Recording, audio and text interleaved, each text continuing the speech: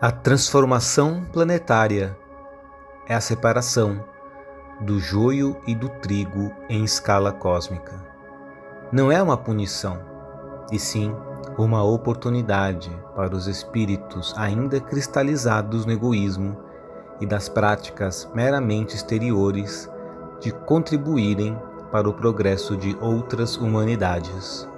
Contudo, o orbe terrestre, continuando sua evolução, receberá em seu seio espíritos comprometidos com o progresso e na transmissão de conhecimentos para aqueles que aqui permanecerem, em busca das boas aventuranças. Daremos início à nossa abençoada leitura em face à obra Herdeiros do Novo Mundo, livro psicografado pelo querido irmão e médium André Luiz Ruiz, através do espírito Lúcius.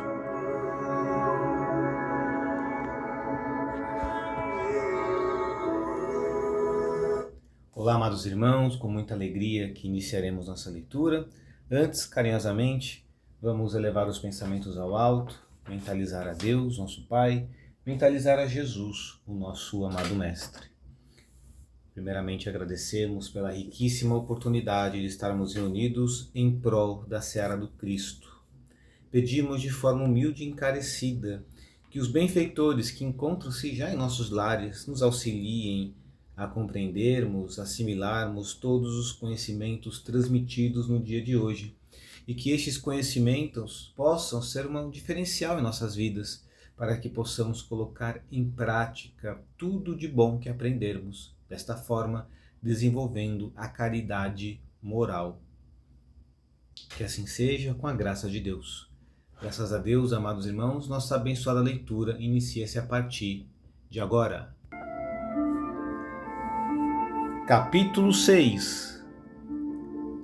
Os trabalhadores da casa espírita.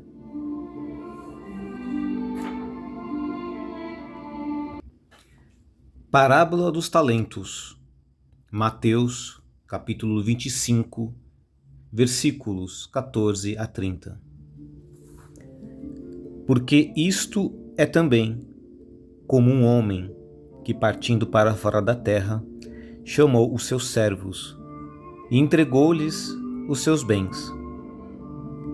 E um a um deu 5 talentos, e a outro 2, e a outro 1, a cada um segundo a sua capacidade, e ausentou-se logo para longe. E tendo ele partido, o que recebera 5 talentos negociou com eles, e granjeou outros 5 talentos. Da mesma sorte, o que recebera 2, granjeou também outros 2. Mas o que recebera 1, foi e cavou na terra e escondeu o dinheiro do seu senhor. E muito tempo depois veio o senhor daqueles servos e fez contas com eles. Então aproximou-se o que recebera 5 talentos e trouxe-lhe outros 5 talentos, dizendo: Senhor, entregastes 5 talentos. Eis aqui outros 5 talentos que granjeei com eles.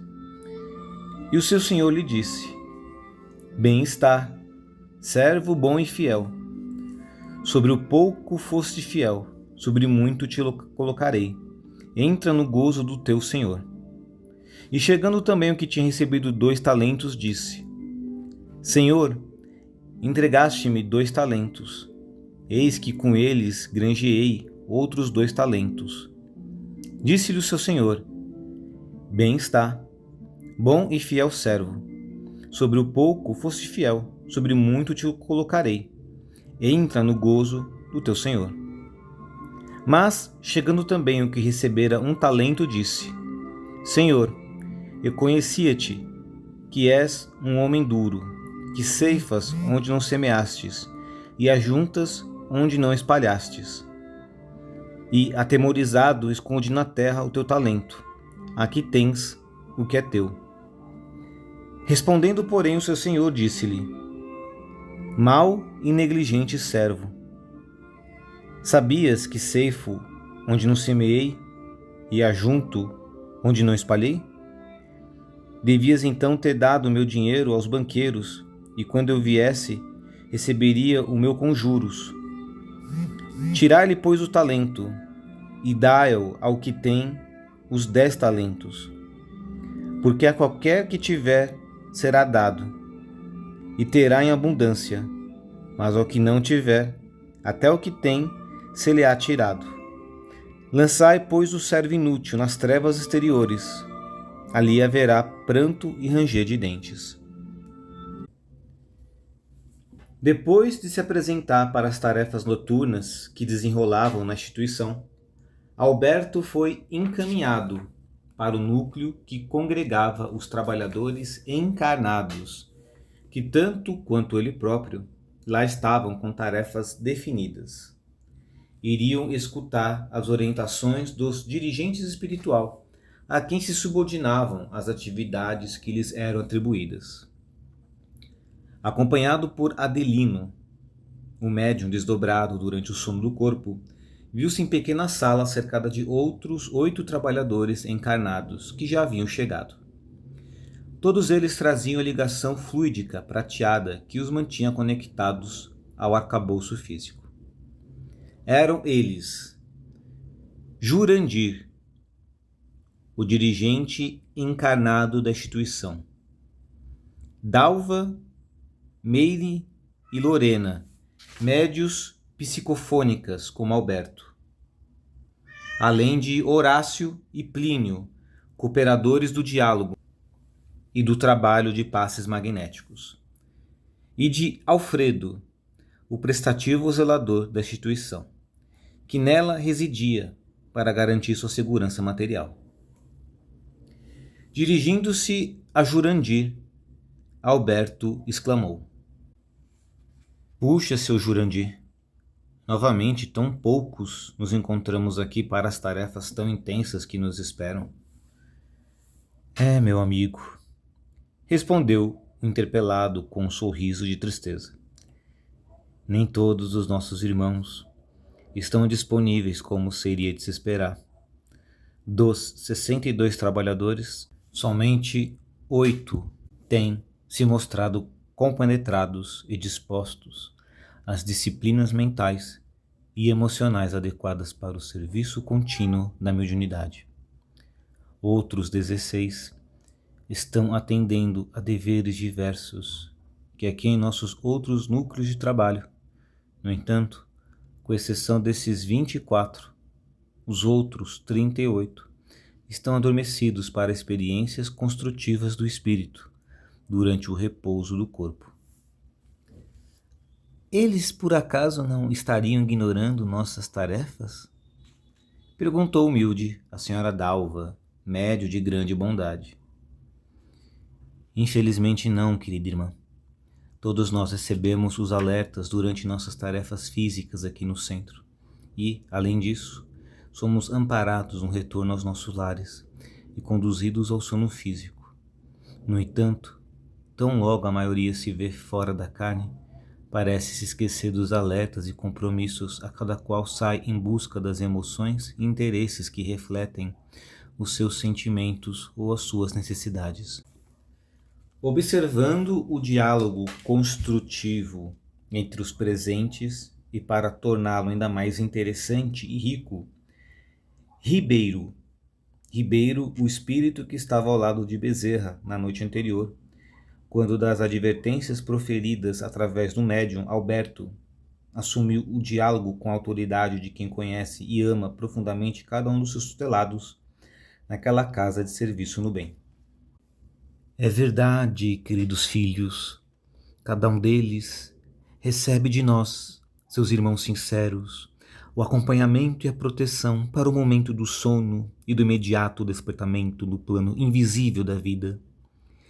No entanto, o pensamento gera os caminhos, e não é sem razão que o Divino Mestre nos ensinará a lição de que onde estiver o nosso tesouro, ali também estaria o nosso coração. Então, assim que se projetam do outro lado da vida, escolhem o rumo que mais lhes agrade, pouco ou nada, escutando das nossas palavras carinhosas que os convocam aos trabalhos da instituição. Por exemplo, Peixoto, com graves compromissos financeiros, saiu do corpo em busca de solução para suas dívidas, procurando se encontrar com banqueiros ou amigos endinheirados, a fim de conseguir tocar-lhes o coração para que seja favorecido no empréstimo que pretende lhe solicitar em breve. Cornélia, preocupada com a saúde do filho distante, tão logo se viu leve no corpo espiritual, impulsionada pelo pensamento, tomou o rumo das coisas do rapaz, premida pela angústia exagerada tão comum às mães sem equilíbrio, esquecendo-se do entendimento das leis espirituais, que são inflexíveis e justas, tanto quanto fazendo vistas grossas aos desmandos de Marcelo, que entre drogas, aventuras e excessos vem consumindo as próprias forças por gosto. Cássio deixou o corpo no leito, e, indisciplinado para o dever, aceitou o convite das entidades levianas que o esperavam para a agitada festa nos ambientes inferiores, esquecendo-se de que, como médium, sua sensibilidade se verá abalada por vibrações agressivas do local, onde passará a noite, quando regressar ao corpo carnal. Chegará aqui no dia seguinte, queixando-se de dores de cabeça, indisposição e abatimentos, cobrando ajuda dos espíritos para solucionar suas desarmonias. Geralda, não consegue sair do corpo de maneira serena, porque é perseguida por cobradores que a acusam de atitudes inferiores na presente existência na área da afetividade. Ao ver-se descoberta pelos agressivos algozes, antes de recorrer à prece sincera com a qual se protegeria com serenidade e firmeza, foge de volta à carne, imaginando-se ser o esqueleto, a única fortaleza que a salva. Moreira, pobre filho, dominado pelas sensações do sexo, não se satisfaz com a convivência íntima que a esposa lhe propicia. Com a mente impregnada de imagens erotizantes, atrai para dentro de sua própria alcova a companhia de perigosas e astutas entidades que se alimentam de suas energias sexuais exacerbadas pela fixação mental, hipnotizando mais e mais com quadros excitantes para que mantenha acesa a intensa chama do desejo, impedindo ou dificultando que o pobre homem se desconecte dessa faixa de ideias para sintonizar-se conosco. E isso se torna ainda mais grave, porque fora do lar, o nosso amigo Moreira mantém encontros clandestinos com prostitutas que o envolvem em emoções inferiores, viciando as suas sensibilidades espirituais e tornando-o imprestável para os mais simples serviços em nossa instituição.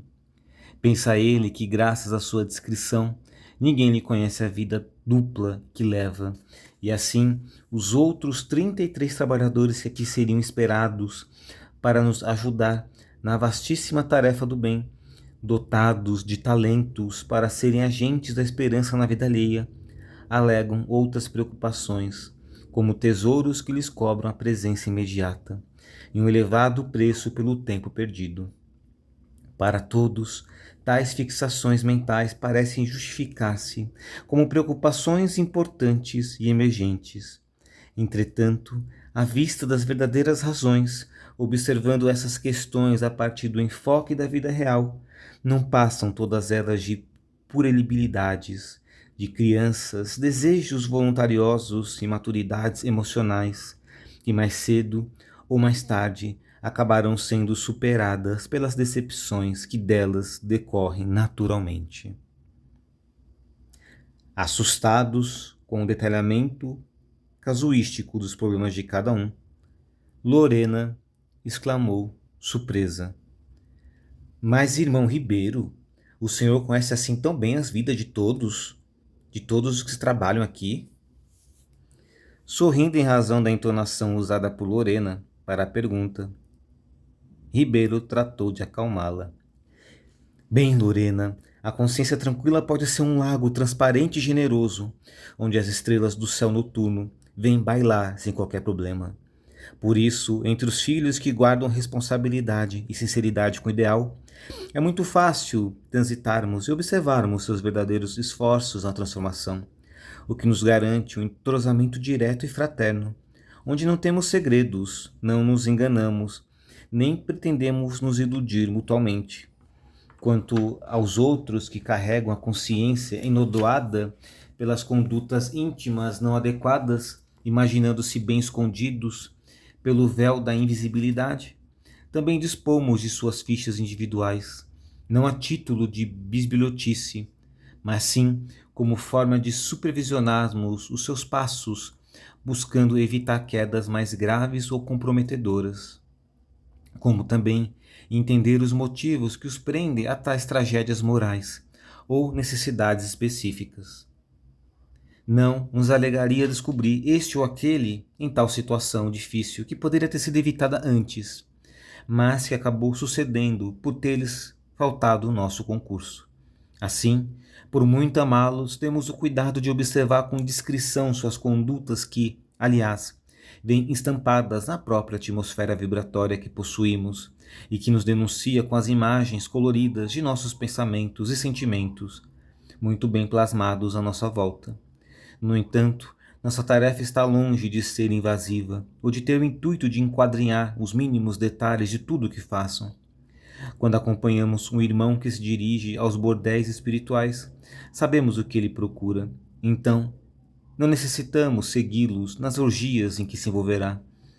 Quanto seguimos o irmão que procura negociatas inferiores, temos a exata medida de suas intenções reais, e assim, não precisamos nos deter nos detalhes de seus contratos indiscretos ou perniciosos.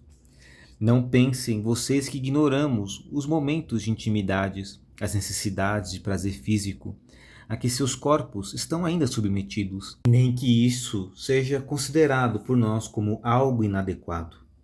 Sabemos em que mundo estamos vivendo, e nós próprios já tivemos de enfrentar todas estas formas de viver, assim como também precisaremos, mais cedo ou mais tarde, retomar o corpo físico para o prosseguimento de nossa jornada evolutiva. Então, não se preocupe imaginando que sua privacidade está devasada pelas vistas dos seus amigos espirituais. Nós respeitamos cada escolha que façam, por pior que seja ela. O mesmo, no entanto, não se pode dizer das entidades inferiores que convivem com os encarnados, de maneira direta e incisiva, aceitos como hóspedes, como convidados ou como comparsas e cúmplices.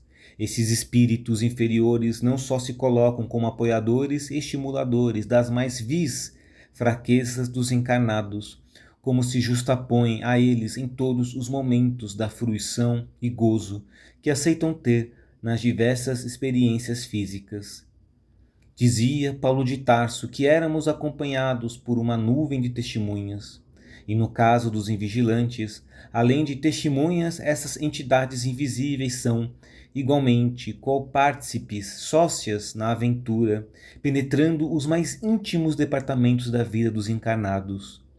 Se os espíritos que os protegem sabem, por exemplo, respeitar o momento do banho físico de seus protegidos, das atividades afetivas que compartilham com os eleitos de seu coração, inclusive estabelecendo a proteção fluídica do ambiente onde se relacionam, as entidades inferiores com as quais o encarnado se imanta por identidade de prazeres ou defeitos, são as primeiras a invadir o espaço mental e emocional de seus hospedeiros, como fazem os parasitas que estendem seus tentáculos no corpo de suas vítimas, sugando-lhes os princípios mais ricos e se alimentando de tais forças ao mesmo tempo em que os estimulam para que não parem, para que mais se aprofundem suas práticas euforizantes.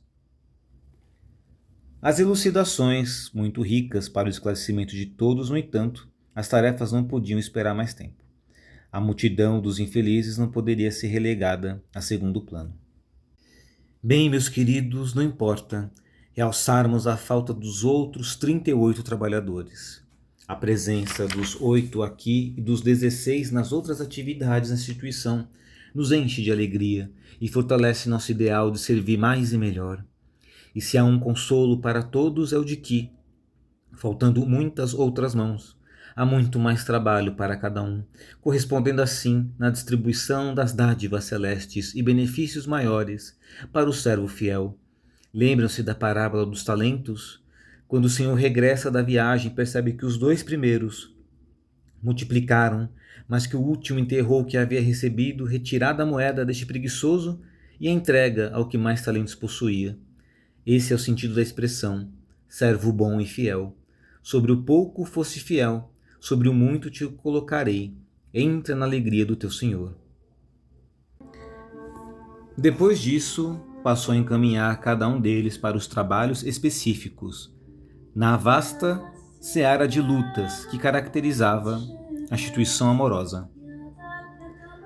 Durante quase 8 horas de descanso físico, exercitaram todos eles as tarefas respectivas, inclusive o humilde servidor que comparecia ali quase que como um peixe fora d'água, já que Alfredo não era detentor de nenhuma sensibilidade especial, nem pertencia a qualquer equipe de atendimentos doutrinários ou energéticos da casa espírita. Era apenas o singelo funcionário da limpeza geral e zelador da segurança da casa de Deus. Mesmo assim, apesar de se pensar despossuído de maiores recursos ou possibilidades, Alfredo era, na realidade, disciplinado servidor da instituição, plenamente capacitado para exercer a enfermagem amorosa da recepção de irmãos invisíveis, com os quais conversava de maneira fraterna e natural, encaminhando uma imensidão de entidades confusas à retomada da própria lucidez. Isso porque, apresentando-se com a humildade de sempre, com a simplicidade do porteiro, era mais fácil conseguir estabelecer contato com espíritos que, sofredores ou esfarrapados, infelizes ou em desespero, aceitavam-lhe a ajuda singela, sem imaginarem que por baixo de sua aparência desimportante jazia o diamante de valor inestimável. Alfredo, do mesmo modo que na terra recebia os que chegavam com sorriso franco, e para cada alma que tinha que atender, criticava o melhor de sua bondade espontânea, servindo-a sem qualquer desejo de intimidar, de converter, de julgar ou censurar. Tão simples se mantinha em suas atitudes de espírito, emancipado pelo sono do corpo, que ele próprio não divisava a admiração com quem era observado por todos os trabalhadores do mundo invisível. Provavelmente, era ele um dos poucos que, tendo recebido 5 moedas, estava conseguindo multiplicá-las em outras 5. No entanto, as horas passavam céleres, e a chegada dos primeiros raios da alvorada determinou o encerramento do ciclo de trabalhos noturnos para os corajosos servidores, que, submetidos a operações magnéticas de reposição energética a cargo de outros servidores espirituais, viram retemperadas suas forças e abastecidas suas almas com uma satisfação indizível, uma alegria profunda e uma sensação de leveza especial, como se privassem da alegria que Jesus poderia estar sentindo pelo pouco que cada um havia feito em favor da dor alheia. O despertar no corpo, assistido por entidades especialmente destacadas para acompanhar cada um ao regresso, foi sereno e envolto nessa atmosfera de êxtase indefinível que cada qual guardaria no coração à sua maneira. Seja como um sonho muito bom, um encontro bastante estimulante, uma viagem à dimensão espiritual superior, um colóquio com o emissário sublime, a alegria de participar de uma grande festa espiritual ou de serem enfermeiros em um grande e movimentado hospital.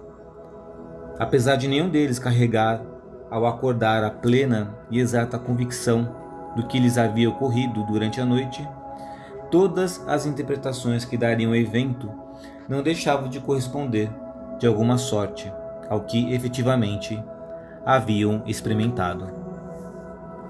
Amados irmãos, e assim encerramos nossa abençoada leitura de hoje.